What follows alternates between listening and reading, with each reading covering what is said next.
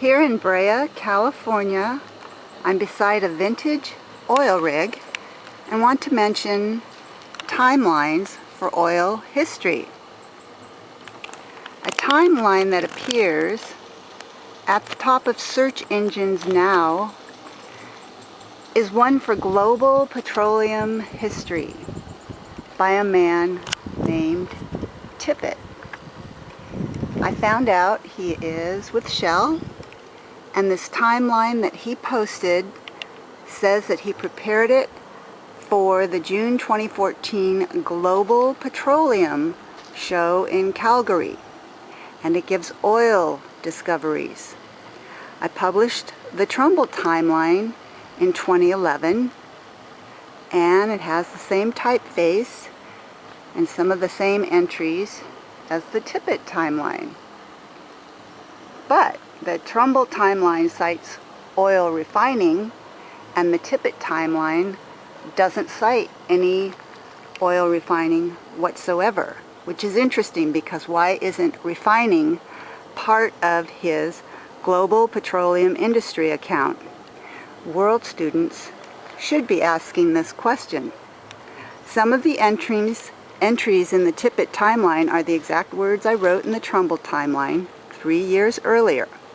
Tippett added more juice to this history, but then Tippett removed all mention of M.J. Trumbull.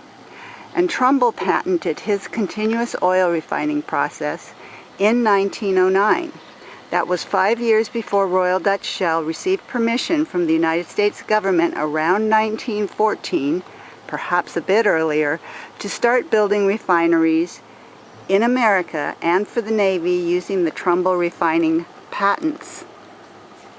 So it's a fact that America owns a first step, not all pieces, but a first step like this rig here, that is a key start of early continuous refining petroleum history that is irreversible.